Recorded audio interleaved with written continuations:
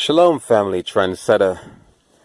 Real quick, I just wanted to share my thoughts for the day. Right, I want y'all to pay attention. So earlier today, I dropped off my daughter at school. It's referred to as before care and after care. Before care, of course, to simplify it, basically means you drop your child off at school in the morning before school actually begins because you have to work. And of course, after care, your child remains after school because you can't go pick him or her up at the time of dismissal. So my daughter, she don't really like going to before care, but she'd rather stay after, she don't have a problem with the aftercare. Well, not really, but she don't like the before care. So I asked her this morning, like, because I usually, drop her 3 days out of the week. So she was like, "Hey, Dad, are you going to drop me early today?" I said, "Not really, because, I'm on my time. I own my own business and shit, so I'm not on anybody's time unless somebody texts me overnight and say, listen, you have an early pickup." So basically, I said, nah, we're going to fall back a little bit. We're going to go a little bit later today, right? So anyway, usually my routine is that, I make breakfast for her and we'll sit around the table. And that's something that you should practice too. Always sit around the table with your kids. Don't have them in their room when you downstairs or whatever. Make it be a family thing, family. Because what they have done, they have actually give us technology to separate the family structure, to divide the family structure. But anyway, so we was around the table and we was talking, regular routine chit-chatting and shit. So I said to her, like, why you don't like going to before care? So she was like, because, it's a couple of hours I spend there and it's kind of boring. Like my daughter's very mature. She's 9. She's very mature for her age because, her mom been, reading to her from in the womb. Like, she's big on education and I'm big on education and, her mom teach her, the way of the world and shit. Of course, how your system is set up for you to teach your kids, and I teach her the Hebrew way of looking at life. So she have like a balance. You know what I mean? So anyway, we was talking, and she was like, "Yeah, because it'd be boring in there. All they have to do is play board games, and sometimes I want to read my book, and they be telling me no." Don't take a book out, participate because, it's like a group setting, whatever. So she don't really like that. She like to do mature things. She like to read books, and she like, if she's going to be playing anything, she want to play something educational, something that she can learn from. So I was like, I hear you, but, sometimes you do have to go early because I have work to do, I have work to do, and your mom, she got to be at work because her mother's a nurse, which is my wife, and, I'm a truck driver. So, I told her that we have to sometimes drop you early. So I was like, so what's going on? I said, what else is going on in school? So she just, started telling me, well, last week with Halloween, they had a Halloween party and she didn't want to participate. And when she told the teacher was kind of like pressuring her. So I always asked her the question, was she a devil? And she said, yeah, she know what I mean by a devil. I'm sure by now y'all know what I mean by, was she a devil? Right? Which means, was she a Caucasian, European? Because they're devils, deceivers. So she said, yeah. So I was like, so what happened? How did it play out? She said, well, there was 2 other girls. They was Indian. I think one from India, one from Pakistan, and they didn't participate either because it's not in their culture. They're not allowed to celebrate our holidays. So I said, did you tell her that in your culture? She said, yeah, I told her that's against my religion. So she used the word religion because, she tried to make it simplified. So I was kind of glad she said religion because these devils, they can identify with the word religion. So she said the teacher was like, oh, you don't have to dress up in no costume. You could just, get the snack and stuff. So my daughter, she ain't stupid. She ain't going to miss out on the snack. So she said she did. She said, okay. And she participated. So I explained to her, I said, even if by you participating with the snack, believe it or not, you actually participating. But it's okay. Because I know right now we're living in the land of our enemies. So certain things we're going to have to go by. I explained to her it was okay. I said, I'm not going to be extreme with it because I know you were in a public school system and you got to sometimes go by what they say. But I said, do not ever dress up in no damn Halloween costume because what you're doing, when you dress up in a costume, you're pretty much putting on another personality. You're putting on another demeanor. And she said, what do you mean? So I had to explain to her, like, the Most High created you this way. And when you put on these costumes, especially demonic costumes, you're pretty much, telling the Most High you don't like what He have created. Just like makeup, a lot of you women wear heavy makeup. Ain't nothing wrong with wearing some makeup, but not no damn heavy makeup, like remaking yourself. Because what you're doing, you're telling the Most High that you're not satisfied, with the way He made you. And besides, y'all don't realize makeup came from the Egyptians. You know what I'm saying? The Egyptians even men used to wear fucking eyeliners back then. But that's for another video.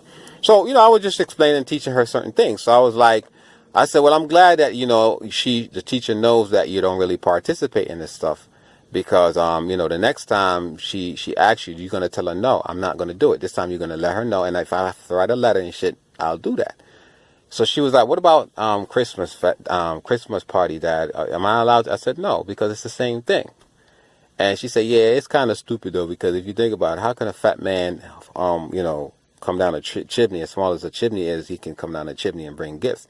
So I had to like break down the whole Christmas thing to her, like what it's all about. I told her it don't have nothing to do with no Jesus or whatever. I said, we don't worship Jesus right in this house. She said, "Yeah, I know." And I said, first of all, it don't have nothing to do with no Jesus birth. It has to do with the winter solstice. And I said, and then she said, "What about the Christmas tree? Why is it so wrong to give gifts and have a Christmas tree?" I said, "Well, let me explain it to you in simple terms." I said, the Christmas tree, right? It has nothing to do with Jesus once again. And again, we do not worship Jesus. So even if it has something to do with Jesus, we definitely wouldn't be having that shit in our house. So I said the Christmas tree thing came about where, according to the story, Nimrod, Isis, or y'all call her Ishtar, right? And Tammuz was killed by a boar, a pig, and his blood was spilt on a tree, which is the evergreen tree. That's why they call it the evergreen tree, because it's forever green. It don't die. And Isis believed, or Ishtar believed, that that her blood, the blood that was spilled, which was Tammuz's blood that was spilled on this tree now is kind of magical, right? Because it never, I guess they're saying because his blood was spilled on the tree, and the tree can't die, now the tree is supposed to be some kind of magic tree. So what they used to do back in those days, they cut down a tree. Even in the Old Testament, it says they cut down a tree, deck it with silver and gold, fasten it with a nail, and pretty much they worship the tree. So what they did back then, and they still do today, they cut the tree down and bring it into their homes, and they decorated it. It's like a festivity. They decorate the trees, and then they give the tree gifts. So what's happening, daughter, I'm not going to mention her name. I said what they're doing, what a lot of people are doing without realizing it, they're actually following after this pagan practice by bringing a tree in their house. And I said to her, like, who's the first person that get these presents? And she was like, "Oh, kids." I said, "No." The parents, no. I said, the tree get these presents first. Because if you think about it, right, when you put a tree in your house and you decorate the shit, and you wrap these presents, what's the first action that's taken? You bow down or bend down and you put the fucking present under the tree. I didn't say that to her. I'm just telling you dumbass Christians that don't know any better, right? Y'all bowing down to a tree and y'all giving the tree the present. And then, of course, on that day, Christmas Day, whatever day y'all celebrate, right? Then now you have family members going under the tree and getting the gifts from the tree. So in actuality, the evergreen trees, who's giving y'all the damn gifts? Because you have to go underneath the tree. Even if the parent go and pick the gifts up and hand it to the kids, guess what? She's getting it back from the tree.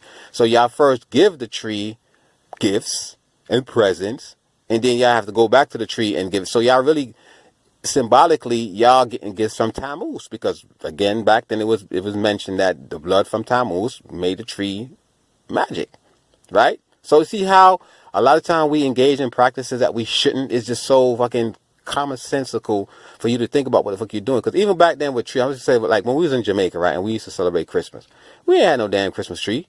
It was a family gathering. Everybody gathered around and shit around that time, and we cooked and we ate, and we didn't give all that gift shit. Nah, we went to church and we ate and just celebrated. I remember it was a tradition for us to go to the beach. You know what I'm saying? But we ain't had no Christmas tree. We ain't had a whole bunch of gifts given. Only when I came to the United States of America, that shit was presented to me. I mean, I loved it, shit, because when you were a kid, you enjoy all that gift giving. You know what I'm saying? All that gift receiving, I should say. So again, family, yes, the Christmas tree represents paganism. When you put gifts under your tree, you're actually symbolically giving the evergreen tree, which represents Tammuz, the gifts first. Okay, they tricked y'all into believing that, oh, it's a festivity thing, it's a time of giving. No, it's a time of giving all praises to the Most High, and it don't have nothing to do with Jesus Christ. It's the winter solstice. If y'all don't know what the winter solstice is, Google this shit, right? Try to research it. So all these holidays, Easter, all this shit don't have nothing to do with y'all so-called savior that never existed. Nothing. It's all pagan. Okay? Because first of all, New Year's, they said New Year's start January 1st. That's when everything is dying. Look at look at all the trees and shit. Look at all the leaves on the fucking ground. The trees is going bare. Because how can this be the New Year when everything is dying? You know what I'm saying? Our New Year begins in spring when everything is alive. Family, It's time for us to wake up, man. But anyway, fam, with that, I say shalom.